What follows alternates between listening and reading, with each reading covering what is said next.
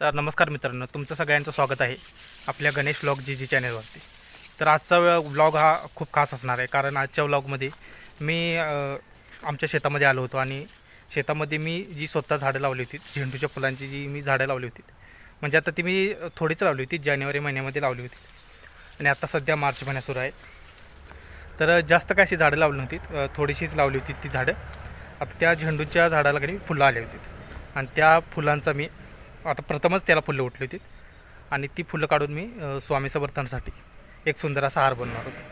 तर चला तुम्हाला ती झाडे दाखवतो।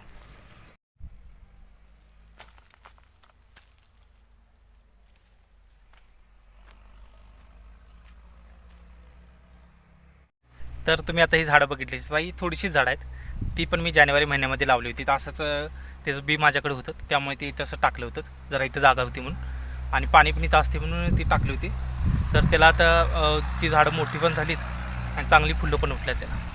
आता याचा आपण फुलांचा आमच्या घरामध्ये एक स्वामी समर्थांचा फोटो होता, आम्ही त्यासाठी स्वामी समर्थांसाठी ह्या फुलांचा हार बनवणार होतो आणि आपल्या स्वतःच्या हाताने लावलेल्या झाडांची फुलं असतात त्यांचा हार स्वामी समर्थांसाठी अर्पण करणं ती खूप मोठी गोष्ट असते। तुमची जर स्वामींवरती श्रद्धा असेल तर कमेंटमध्ये श्री स्वामी समर्थ नक्की लिहा। तर चला आता फुलं तोडायला सुरुवात करूया।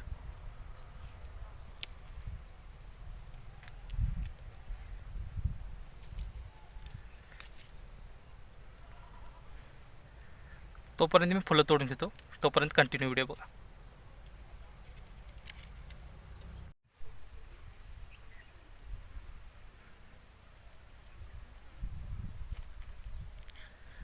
हे अशा पद्धतीचं शेत होतं आणि ह्या शेतात थोड्याशा जागेत ती थोडीशी फुलं लावली ती झेंडूची, तुम्ही ती बघितलीच।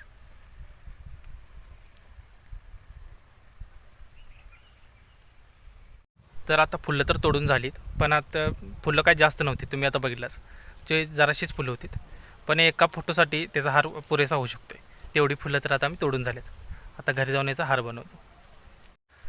तर मित्रांनो, तुमच्यापैकी कोणाकोणाची श्री स्वामी समर्थांवरती श्रद्धा आहे, तुमची जर स्वामींवरती खरंच श्रद्धा असेल आणि तुम्हाला त्यांच्या कृपेचा काहीतरी म्हणजे अनुभव आला असेल तर तुम्ही कमेंटमध्ये नक्की सांगू शकता, जेणेकरून इतरांना देखील तो अनुभव वाचता येईल किंवा ऐकता येईल। तर तुम्ही कमेंटमध्ये नक्की अनुभव शेअर करा। तर मित्रांनो, आता मी घरी पोचलो आहे, फुलं घेऊन मी आता घरी पोचलो आहे, तुम्ही बघू शकता माझ्या पाठीमागे तो देवारा तुम्ही देखील बघू शकता, तिथे स्वामींचा फोटो आहे। तर आता मी सुई आणि धागा घेऊन हार बनवायला सुरुवात करत आहे। तर तुम्ही व्हिडिओ शेवटपर्यंत नक्की बघा आणि तुम्हाला जर व्हिडिओ आवडला असेल तर आपल्या व्हिडिओला नक्की लाईक करा आणि चॅनलला सबस्क्राईब करायला विसरू नका। तर आता मी हार करत आहे, आता हार तयार होतच आहे, तुम्ही बघू शकता।